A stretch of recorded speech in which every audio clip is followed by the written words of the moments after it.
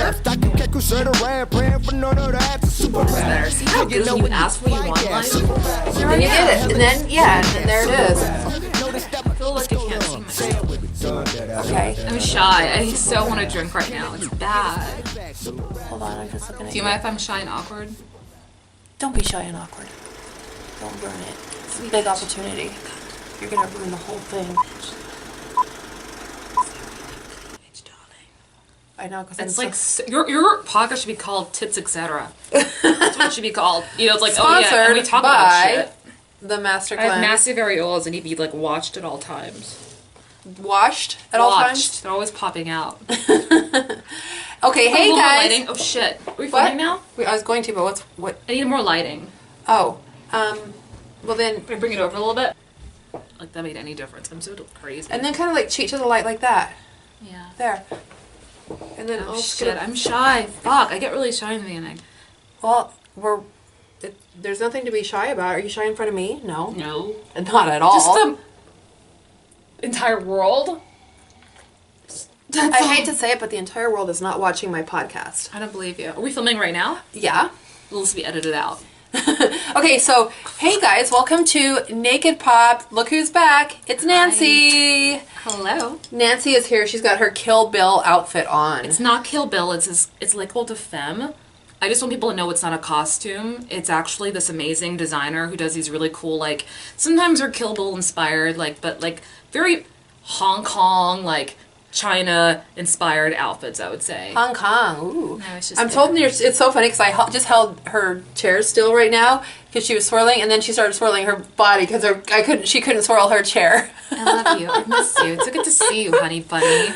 Oh my god, I like brand placement. So I'm always like telling her to come back to the podcast because last time you were here we had so much fun and everybody loved watching it. Aww. But you've got to keep the chairs still. Sorry, you're like you have ants in your pants. I don't want to dance. And she wants to dance. Yeah. So what did you do today? Oh God, like nothing. You haven't done anything today? It's still early in the day. Are you gonna party some tonight? Errands.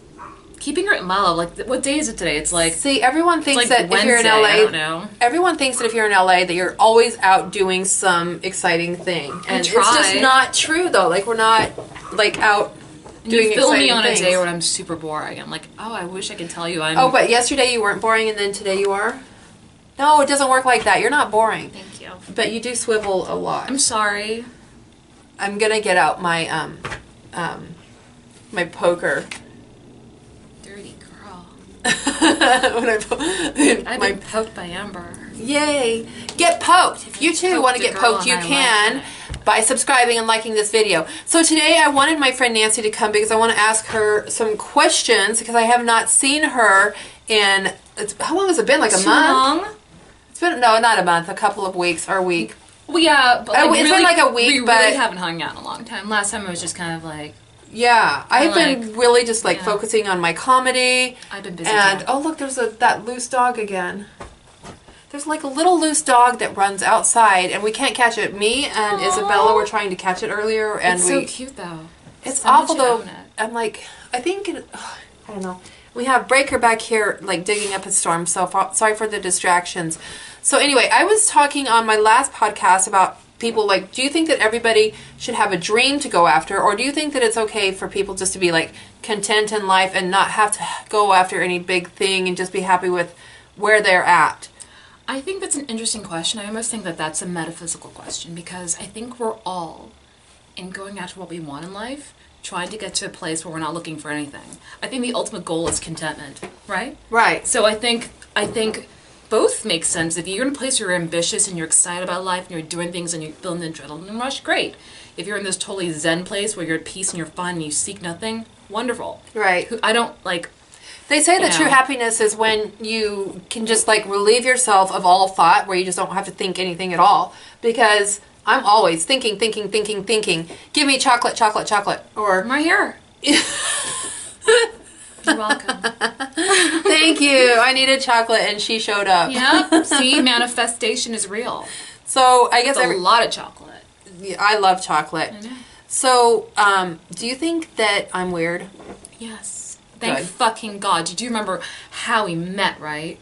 When I first Orgy? met you. No, not the orgy. You had that Charlie. I saw your Charlie tattoo. This. In your arm. And right away I thought that, oh my God, we're going to be friends. She thought that I was a follower of Charlie Manson. because I had some, like, at the time I was obsessed with Charlie Manson. Obsessed. And I was just, like, watching documentaries and just, like, obsessed with him and had all kinds of ideas about him.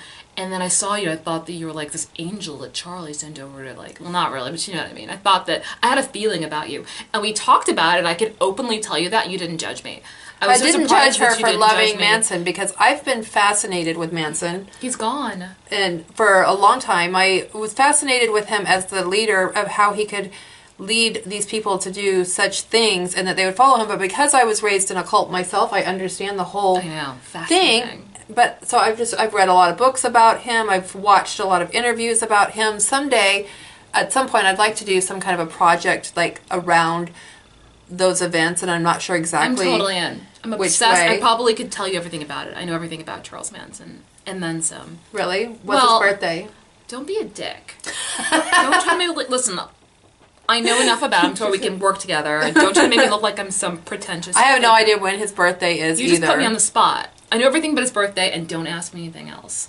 I used to dress up as him, like, or as a Manson follower. I just would put an X on my forehead, like with a marker every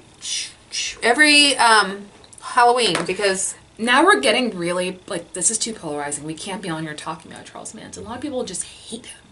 Well, there's a good reason to hate him. It's because he's, he did guide some people who did some evil things, and there's reason to hate him, but there's also reason to be fascinated by him because as far as pop culture is concerned, he was a big part of being the big bad devil of our generation. We looked at him as the bad guy, but we also had to look at the bad guy. He's interesting, and why did he do this, and why did he do that? Plus, Charlie did get his followers through his sex appeal in his charisma. The earlier parts when he was younger, and his charisma and his musical abilities, I guess.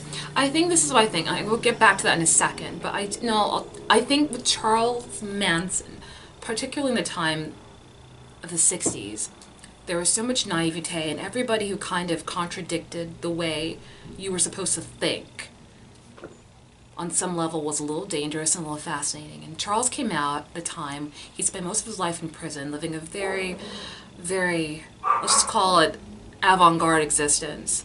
And I think that his ideas were new, and these kids were looking for something new. And I think that, it's how I think it all started. I think he just went against the grain. But let's not talk about this too much. Like, it's like, people are going to be like, oh God, the Charles Manson podcast, and I can get a star in it.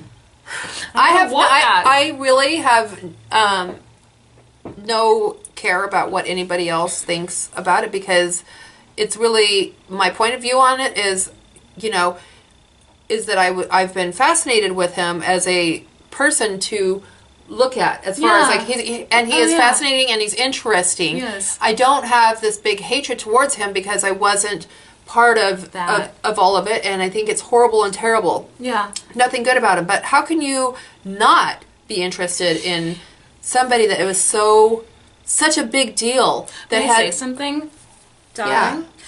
He got paid a lot of money to do interviews because at the end of the day, he was a very fascinating philosophical mind. I wonder what he did with that money.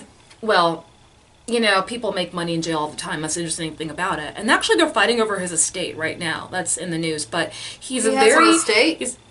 Yeah, it's in the news right now. They're fighting over his estate. Wasn't he going to get married to this one young girl or something? Yeah. She renamed herself my God. Flower. Amber, we're not doing the Manson podcast. I'm stopping it now. That's not, like, the Manson podcast. I would love to actually look up more about the Manson podcast. Or about this isn't the Manson podcast. Actually, the timing is good because this is going to be good, like, timing-wise, because everyone's kind of talking about it a little bit because he just passed away. Why are you afraid to talk about it? I'm not afraid. I just have She's tried to change the subject like 4 times now. You guys keep noticing. I noticed too, but I just keep talking about it. I'm not. I'm just like, and then Charlie did this. Someone who I really love is I'm a huge Marilyn Manson fan. I am. Big time. Right. I love him. He's, like, amazing. And, he kind of, his name, Marilyn Manson, came because of his fascination with pop culture iconography. Marilyn came from Marilyn Monroe. Manson came from Marilyn Manson, and the way that we create these celebrities, and we lift them up to tear them down, the whole thing, and that's where it came from. And yes, Marilyn Manson, he's in his own way certainly an icon. Yeah, he's brilliant because it's a persona that he puts on for all of his shows. Marilyn Manson? Yeah, behind the scenes, Marilyn Manson is just like, if you're watching this, Marilyn, please subscribe. I remember the first time I saw a Marilyn Manson video. I'll never forget it. A lot of people don't know I'm a little bit alternative, but I was watching like MTV, and then some guy came out riding a pig, and I was like, holy shit, the world suddenly makes sense. Because I work in art and design. I'm very into aesthetics, and my interior design firm we have a bit of an edge in how we do things. I'm a very edgy designer for the most part. And when I saw his world, I thought, holy shit, someone understands me.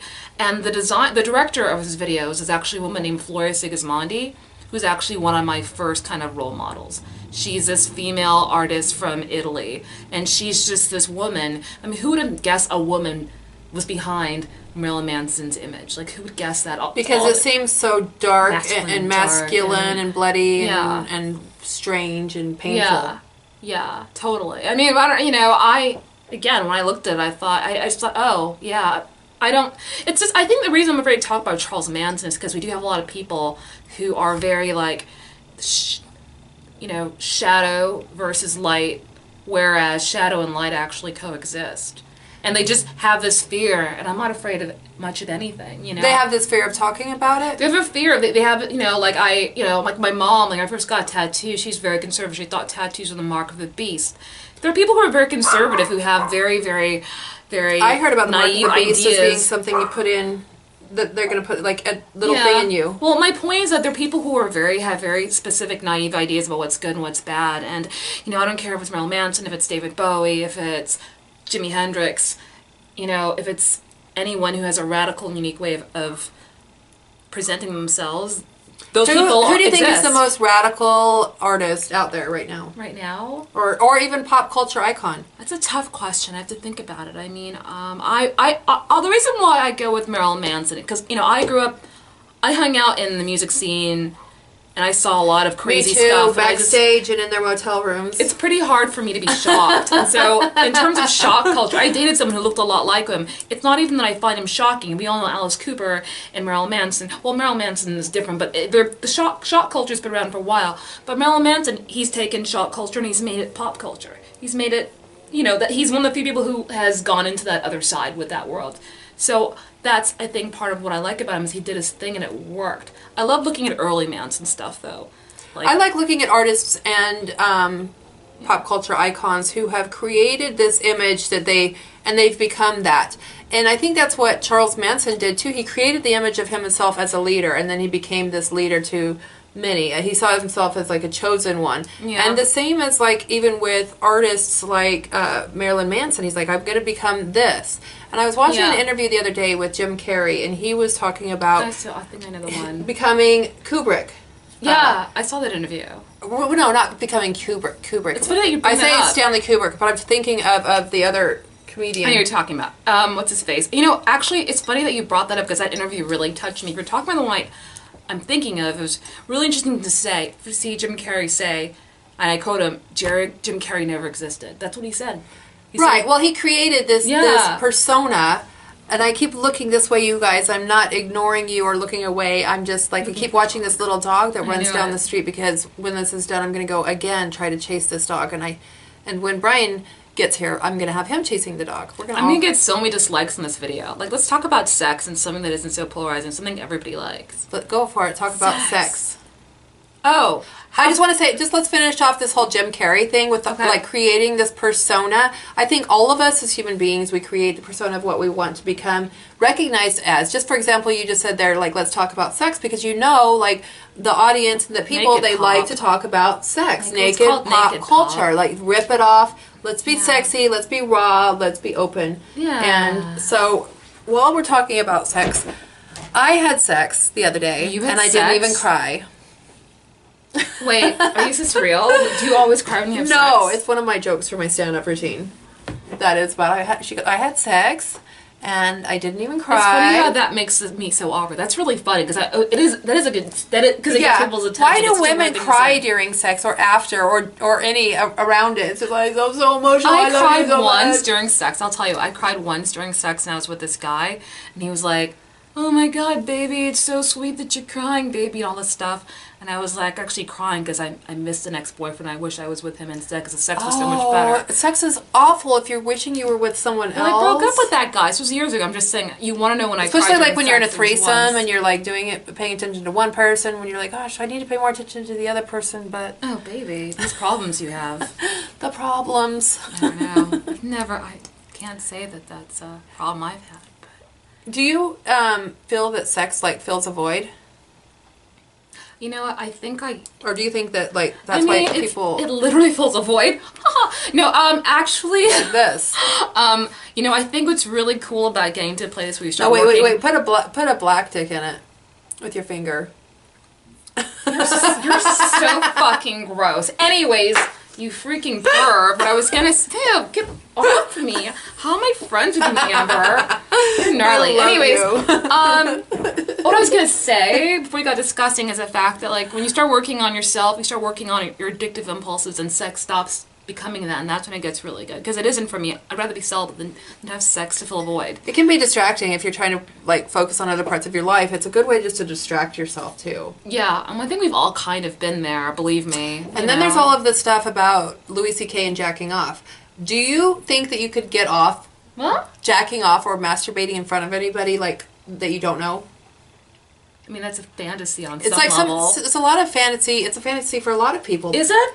Well, guys look at pictures of girls, right? You guys, and then if they feel like the girls turn them on, then they jack off to it, right? Would you feel offended knowing that a bunch of guys have jacked off to your pictures? I'd be offended if they hadn't. Boom! And we will end it with that. Okay, great. Marilyn Manson / masturbation. Marilyn Manson and masturbation. Look at this podcast I'm in. See, every time I come to these things, I'm like, oh, what are we going to talk about? And I let her lead me to these places, and I guess I did not see this one coming. Well, you're interesting interviewer. I don't even know where my head goes, and the thing is we don't always have to talk about these big important things. Like sometimes it's just about chilling, talking about like what do you think about this? Like what do you think about that? And also I want you guys as viewers to like put a comment below about what are you thinking about and what do you want me to ask my guests? Because there's like so many. That Nancy girl is so weird. Back to high school. Nancy, I'm gonna hide in the bathroom and cry. Oh, you are so hard on yourself. And why are we so hard on ourselves as like women? And it's so easy. It's not. It's just, I've just to never like beat ourselves level up. Being public is something I do for you exclusively, and this level, and that's why it's new for me. I'm like this whole. No one gets to see me this honest. Like solely not. You know, thank God. The real world. Thank God this is not gonna be called Big Black Tits. So I know 17,000 people won't be watching. You name this, I fucking kill you. Because I think people will see Big this, black and I want to be tits. embarrassed. But because you know what. People, something. You saw what I did the other one over the big black tits. It wasn't me, the other. And everybody liked it. Life. Yeah, I know. You sure did. But what's funny is actually she's the one that named that one, not me, because I wouldn't have thought of that. But what's funny is that it works. Yeah. Big black tits. Yeah. Hi guys. Oh, drink this. Skinny lemon. Yeah. Rhyme DC mode verses. Make a wish for a purpose. Purpose to practice to rap until I emerge perfect. Flawless victory psychic. Kick like bicycle circus. Flow Kanga do my thinking. Danga langa till it's purple. Alcohol on my circus. City slipping like jerkers. Rubbing for moisture.